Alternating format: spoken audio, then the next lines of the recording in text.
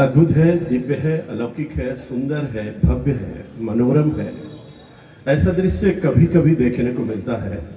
और भारत की संस्कृति, भारत की सभ्यता, भारत का संस्कार, भारत का अध्यात्म, भारत की वाणी, भारत का विचार जब उसका संगम होता है तो उसमें से निकलता है नव संवत्सर।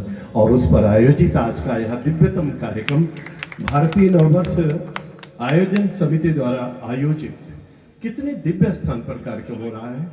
एक तरफ गोमती है और गोमती के दूसरी तरफ अगर आप जाएंगे और आगे बढ़ेंगे थोड़ी दूर तो सई मिलेंगे, और सई के आगे जाएंगे तो गंगा मिलेंगे, और गोमती के आगे जाएंगे तो सरयू मिलेंगे, और बीच में जाएंगे तो कुशभवनपुर मिलेगा, और कुशभवनपुर में आएंगे तो आपका यह स्थान मिलेगा। और इस स्थान पर आएंगे तो ऐसी दिव्य आत्माएं जो महान विभूति यहाँ पर बैठी हैं उनका दर्शन और दिग्दर्शन होगा। ये अद्भुत संयोग है। और इसलिए कुशभवनपुर में आयोजित आज के विराट कवि सम्मेलन और वर्ष प्रतिपदा नव संवत्सर, हिंदू नववर्ष, भारत एवं भारतीयता के प्रतीक के इस अवसर पर जिनका अभी हम सब लोग अमृतमय वाणी में वो जब बोलते हैं तो ऐसा लगता है कि माँ सरस्वती स्वयं उनके जीवा पर विराजमान है। उनकी भाव, उनकी भंगिमा, उनका सतित्व, उनका वीरत्व और उनका संत और संत की वाणी में ओजपूर्ण वाणी जब मिलती है तो वास्तव में संत की वाणी में जब ये भाव दिखता है तो उसके कुछ भाव तो हमको आपको भी नजर आते हैं। कितना सुंदर है, कितना दिव्य है, कितना अलौकिक है, कितना अद्भुत उनका नाम है। हम लोग उनको प्यार से गुरु जी तो कहते हैं, लेकिन वैसे हम उनको आदरणीय शांतनु जी महाराज के रूप में जिनको बोलते हैं उनके लिए मैं कहना चाहता हूँ, असित ग्रीष्मम शातकज्ञानम सिंधु पात्रे सुरत शाखा लेखनी पत्र मुर्वीयम लिखति यदि गृहीत्वा शारदा सर्वकालम तदव गुणामीशम पारम्ययाति। उनके बोलने के बाद मैं क्या बोलूंगा, लेकिन हमारे यहाँ कहा गया समर्थ को ने दोष गोसाई, जो कहें सब सही है। हमको चाहे मुख्य अतिथि बना दे, चाहे मुख्य वक्ता बना दे, संत जो कह दे उसको आत्मसात कर लेना चाहिए। इसलिए मैं शीश झुका करके उनको प्रणाम करता हूं और उसको आत्मसात करता हूं। ऐसे आदरणीय शांतनु महाराज जी और हमारे जिला अध्यक्ष जिनको मैं बहुत आदर करता हूं, बहुत सम्मान करता हूं, शालीनता की प्रतिमूर्त हैं, एक अच्छे कार्यकर्ता के रूप में आदरणीय सुशील त्रिपाठी जी, आदरणीय हमारे सीताराम जी विधायक जी यहाँ पर विराजमान है, हमारे आदरणीय शैलेंद्र प्रताप सिंह जी सदस्य विधान परिषद, हम लोग के मित्र, और आदरणीय प्रवीण जी भाई साहब ने इस कार्यक्रम का आयोजन किया। इसके पहले हमको 2 बार उन्होंने बुलाया, मैं 2 बार आया, बीच में इन्होंने कार्यक्रम बंद कर दिया। मैं भी भारत के विभिन्न राज्यों में प्रभारी होकर के घूमने लगा, लेकिन प्रवीण जी जब मिलते थे मैं पूछता था कार्यक्रम क्यों बंद हो गया। तो हमको तरह तरह की बातें बताते थे। अब की बार हमने कहा अब बहाना नहीं चलेगा, कार्यक्रम शुरू करिए। मैं उनका अभिनंदन करता हूं और आपसे कहता हूं जरा जोरदार तालियां आदरणीय प्रवीण अग्रवाल जो चेयरमैन नगर पालिका परिषद के हैं, अध्यक्ष हैं और इस कार्यक्रम के जो प्रणेता है, मैं उनका स्वागत करता हूं, अभिनंदन करता हूं। हमारे आदरणीय सरदार बलदेव सिंह जी कार्यक्रम की अध्यक्षता कर रहे हैं, आदरणीय डॉक्टर AK सिंह जी जो हमारे विभाग के संचालक हैं, आदरणीय रमाशंकर मिश्र जी पूर्व विभाग संचालक, आदरणीय श्री अमरपाल सिंह जी नगर संचालक, आदरणीय श्रीमती डॉक्टर निशा सिंह जी जिला अध्यक्ष विश्व हिंदू परिषद, आदरणीय डॉक्टर MP सिंह जी हमारे सामने विराजमान है पूर्व क्षेत्रीय अध्यक्ष, आदरणीय श्री ओम प्रकाश पांडे जी हमारे पूर्व मंत्री वरिष्ठ नेता, आदरणीय करुणा सिंह द्विवेदी जी पूर्व जिला अध्यक्ष, आदरणीय सीता शरण त्रिपाठी जी हमारे पूर्व जिला अध्यक्ष, आदरणीय ओम प्रकाश पांडे जी बजरंगी भैया हमारे वरिष्ठ नेता, आदरणीय रामचंद्र विश्व जी हमारे पूर्व क्षेत्रीय महामंत्री, आदरणीय श्री प्रकाश जी हमारे आदरणीय विभाग प्रचारक जी, हमारे आदरणीय श्री आशीष जी हमारे आदरणीय जिला प्रचारक, और हमारे आदरणीय दिनेश चौरसिया जी हमारे सभासद, हमारे संजय सिंह सोमवंशी भैया, और मंच का संचालन कर आदरणीय प्रीति जी, और यहाँ पर उपस्थित हमारे सभी आदरणीय इस कुशभवनपुर के सभी आदरणीय बुजुर्गों और हमारे नौजवान मित्रों और सभी हमारी माता और बहनें, आप सबको मैं शीश झुका करके प्रणाम करता हूं, अभिनंदन करता हूं और स्वागत करता हूं। निवेदन बहुत छोटा करूंगा क्योंकि कवि लोग यहाँ पर आए। मैं सभी अपने आदरणीय कवियों का हृदय से सम्मान करता हूं। लोग कहते हैं जहां न पहुंचे रवि वहां पहुंचे कवि, और ऐसे महान कवि यहाँ पर विराजमान हैं। मैं आपका कुशभवनपुर में अभिनंदन करता हूं, स्वागत करता हूं। मेरे मित्रों, कितना अद्भुत संयोग है, और ये संयोग कभी कभी बनता है। और इसलिए मैंने कहा है, चाहे ऋग वैदिक कालीन भारत हो, चाहे यजुर्वैदिक कालीन भारत हो, चाहे 6ठी शताब्दी ईसा पूर्व का भारत हो, चाहे महात्मा बुद्ध का भारत हो, चाहे महावीर स्वामी का भारत हो, चाहे चाणक्य का भारत हो, चाहे चंद्रगुप्त का भारत हो, चाहे महाराणा प्रताप का भारत हो, चाहे छत्रपति शिवाजी का भारत हो, चाहे रामकृष्ण परमहंस का भारत हो, चाहे स्वामी विवेकानंद का भारत हो, और चाहे हमारे आपके आज के सबसे लोकप्रिय नेता नरेंद्र भाई मोदी का भारत हो, एक अद्भुत भारत है, एक दिव्य भारत है। और इसलिए संयोग देखिए, और संयोग को मैं जब बताता हूं तो आप लोगों से निवेदन करना चाहता हूं, जरा ध्यान से मेरी बात को सुनिएगा। आज कौन सा दिन है? आज शनिवार है, शनिवार दिन है, और 2 संवत 2081 का अंतिम दिन है। और आप सबको मैं कहना चाहता हूं, आज से 1 अरब 95 करोड़ 58,85,127 वर्ष पहले सूरज की पहली किरण जब धरती पर आई थी, तो पहला होरा जो था वही दिन माना जाता है, सूर्य का हो रहा था। और वो दिन कौन सा था? वो रविवार था, यानी सृष्टि की रचना का दिन रविवार था। और इसीलिए सप्ताह का पहला दिन रविवार होता है और अंतिम दिन शनिवार होता है। संयोग से कितना सुखद संयोग है कि अंतिम दिन आज शनिवार है और कल पहला दिन रविवार होने वाला है। और इसलिए फिर मैं आपसे कहूंगा, 1 अरब 95 करोड़ 58,85,127 वर्ष अभी रात के 12 बजे बीत जाएगा। और कल से जब सवेरा होगा तो हमारा विक्रम संवत 2082 युगाब्द संवत 5128 वर्ष शुरू होगा। दिन कौन सा होगा? रविवार होगा। रवि का पहला होरा होगा, सूर्य का दर्शन होगा, अद्भुत दिग्दर्शन होगा। इसलिए शक संवत जब आएगा तो 1946 बीत चुका होगा, 47वां शुरू हो जाएगा। शक संवत का 1947वां, विक्रम संवत का 2022वां और युगाब्द संवत का 5128वां वर्ष कल सवेरे रविवार के दिन शुरू हो रहा है।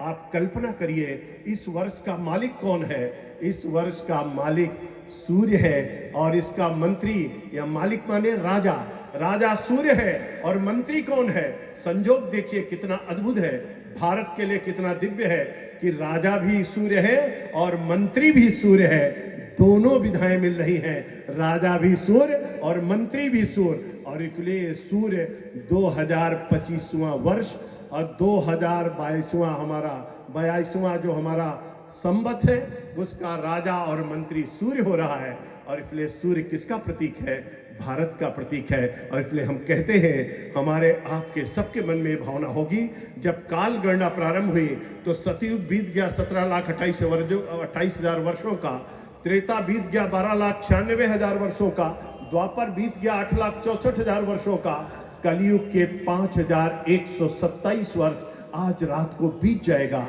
कल से जब शुरू होगा तो कलयुग का 5,128वां वर्ष शुरू होगा। अब मैं आपसे कहना चाहता हूं, ये 5-5 वर्ष, ये 5 हमारे चारों युगों को मिला करके एक चतुर्युगी बनती है। एक चतुर्युगी की आयु कितनी है? आप जब इसको सोचोगे तब भारत की आपको संस्कृति और संस्कार, धर्म और विचार और अध्यात्म और प्राचीनता का बारे में पता चलेगा। तो सतयुग कितने वर्षों का है? 17,28,000 वर्षों का। त्रेता कितने वर्षों का है? 12,96,000 वर्षों का। और त्रेता कितने वर्षों का है? 8,64,000 वर्षों का। और कलयुग की आयु कितनी है? 4,32,000 वर्ष। अब आप इसको जोड़ दोगे तो कितने वर्ष हो जाएंगे? इनको चारों को जब जोड़ोगे तो 43,20,000 वर्ष होगा। 43,20,000 वर्षों का एक चतुर्युगी बनेगी। और एक चतुर्युगी जब 71 बार होती है, हमारे यहाँ 71 बार ये चारों युग जब आएंगे तो एक मनवंतर होता है। एक मनवंतर की आयु कितनी होगी?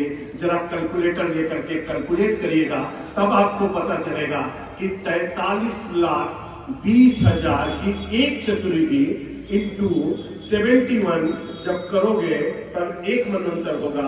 कितने मनवंतर बीत चुके? मेरे कुछ भुवनपुर के वीर सपूतों, आपके 6 मनवंतर बीत चुके हैं, 7वां मनवंतर चल रहा है। 7वें मनवंतर की 28वीं चतुर्युगी चल रही है। 28वीं चतुर्युगी का कलयुग चल रहा है। कलयुग का प्रथम सोपान चल रहा है और आज रात के बाद 5127 वर्ष कलयुग के बीत जाएंगे और 5128वां वर्ष शुरू हो जाएगा। आप कल्पना करके देखिएगा, तब आपको पता चलेगा अभी कितने दिन बीत गए। तो 30,67,20,000 वर्ष अभी जो हमारा मनवंतर बीता है, इतने मनवंतर में बीत चुके हैं। अभी कितना मनवंतर बाकी है, अब आपको मैं मनवंतर बताता हूं। जब 14 मनवंतर होता है तब ब्रह्मा जी का एक दिन पूरा होता है। 14 मनवंतर में एक दिन ब्रह्मा जी का पूरा होता है। अभी कितना मनवंतर बीता, अभी तो 6 मनवंतर बीता है, 7वां चल रहा है। आज 7वें में 27 मनवंतर केवल बीते हैं, 28वां चल रहा है।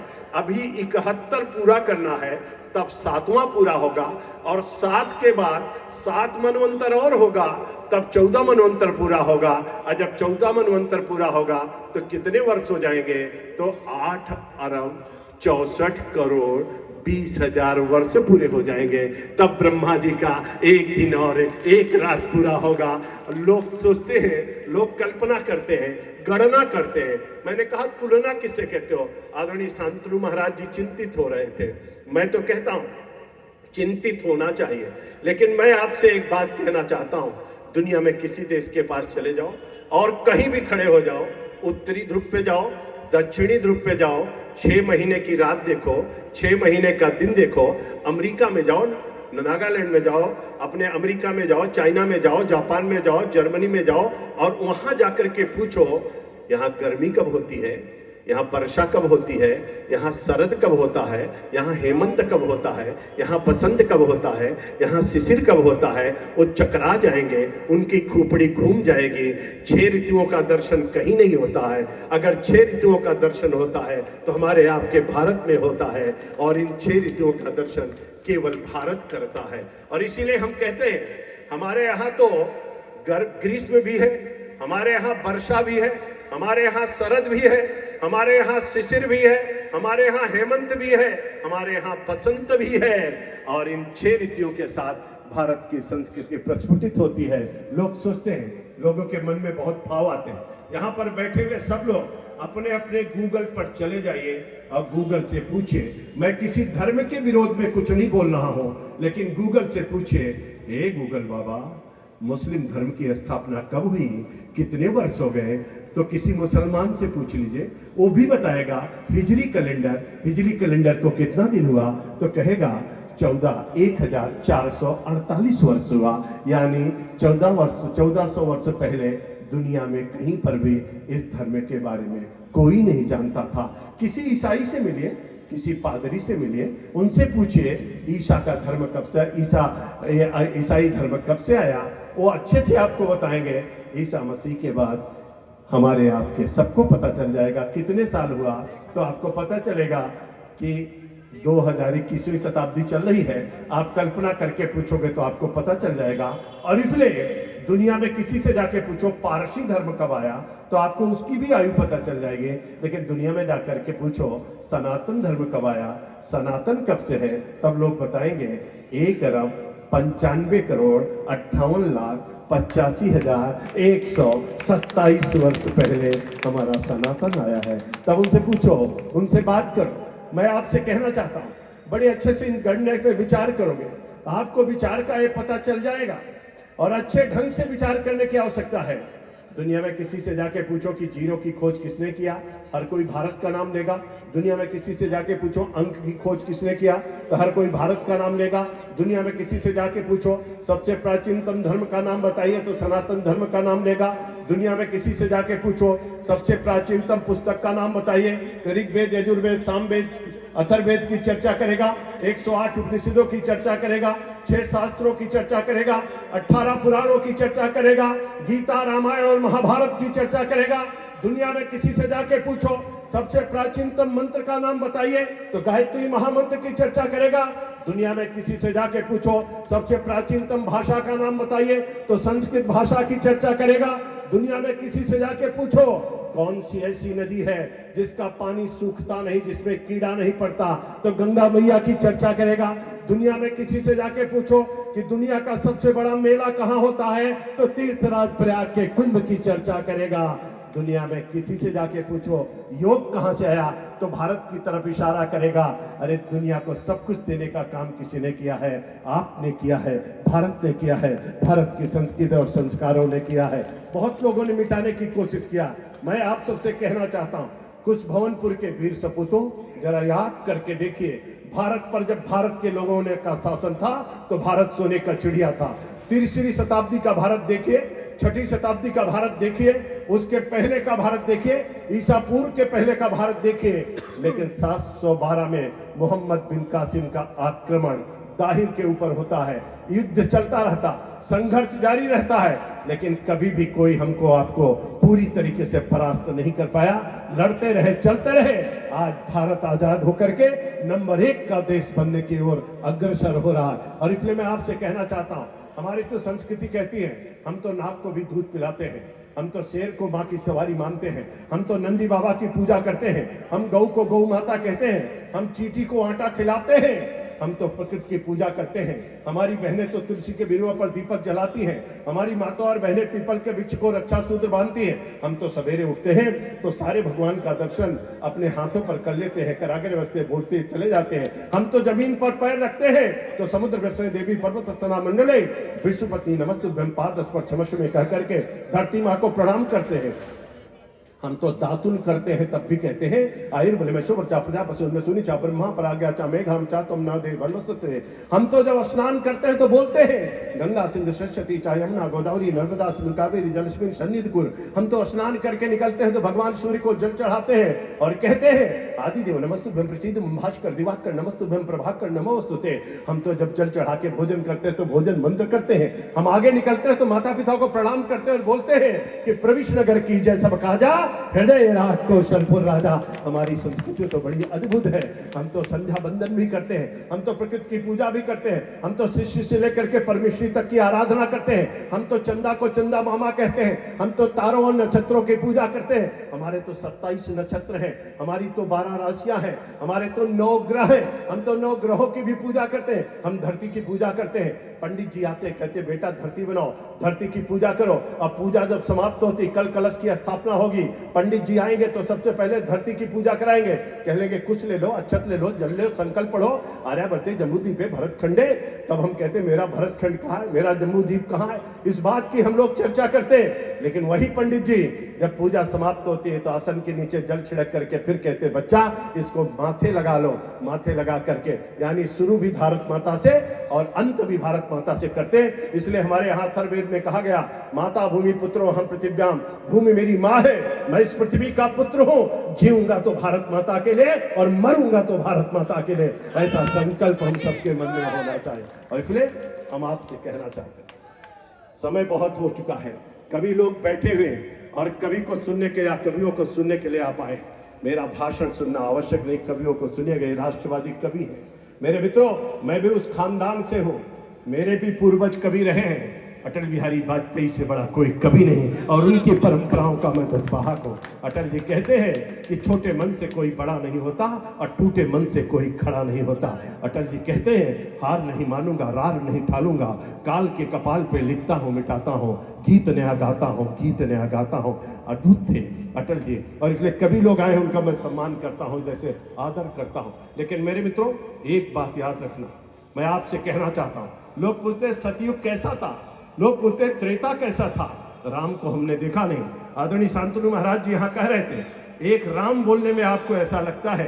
अरे मैं आपको कहना चाहता हूँ राम जरा सुन के देख लेना और जा करके अपने घर पे कागज और कलम निकाल लेना और काखा गाघा अंगा से लेके ज्ञान तक लिख लेना और लिखने के बाद देखना कि रा कितने नंबर पर आता है। आपको पता चल जाएगा काखा गाघा अंगा चाचा चाचा इया टाटा डाड़ा ताता दादा ना पापा बाबा माँ या रा जब करोगे तो 27वें नंबर पर रा आता है।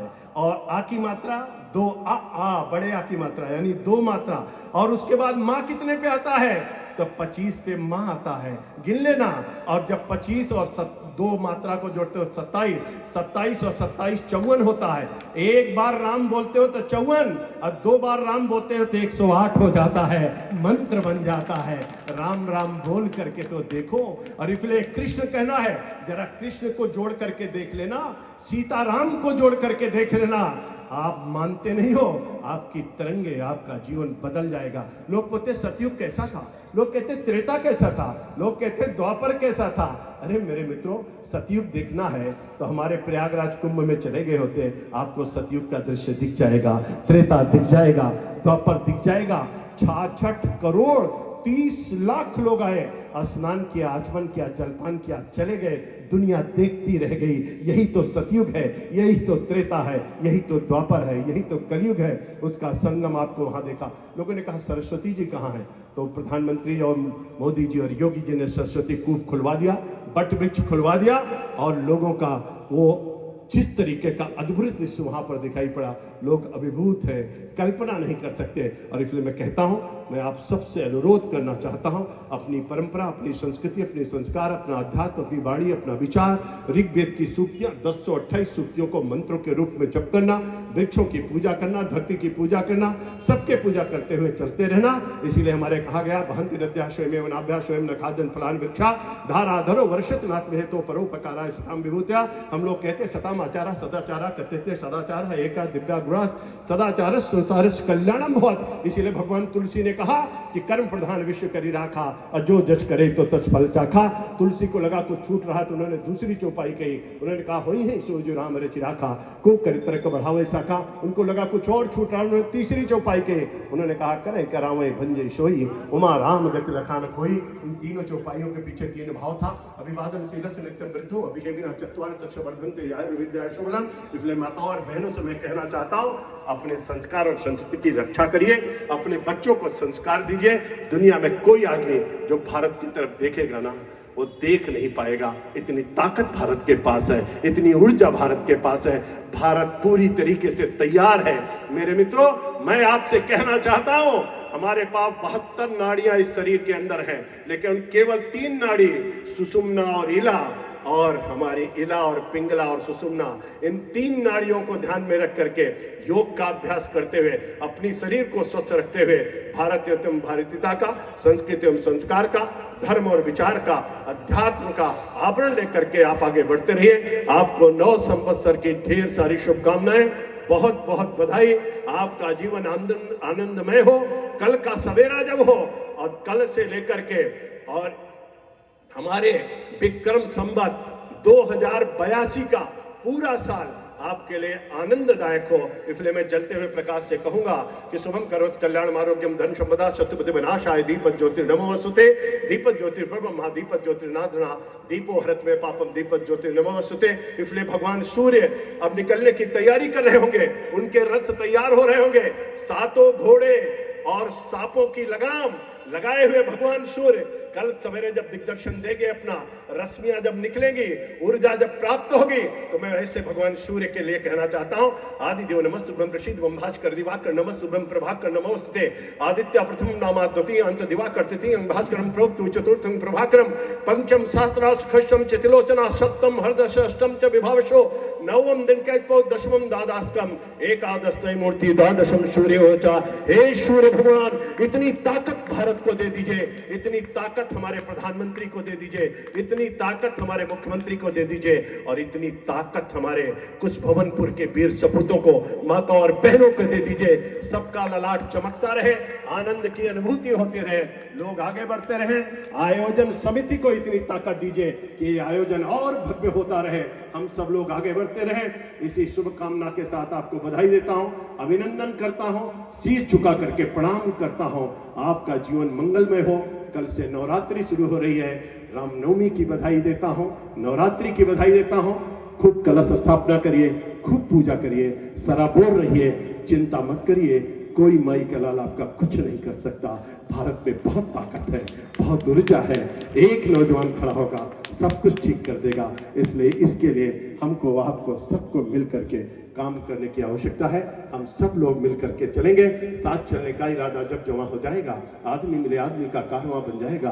तू किसी के पांव के नीचे तो रख थोड़ी जमीन, तू भी नजरों में किसी के आसमां बन जाएगा। लेकिन निवेदन केवल इतना करना चाहता हूं, बता सको तो राह बताओ, पथ भटकाना मत सीखो, और बिछा सको तो फूल बिछाओ, सूल बिछाना मत सीखो, और जला सको तो दिया जलाओ, दिल जलाना मत सीखो। इस भाव के साथ हम लोग आगे बढ़ेंगे। आप सबको बधाई, जोरदार से जयकारा बोलिए। बोले भारत माता की, भारत माता की।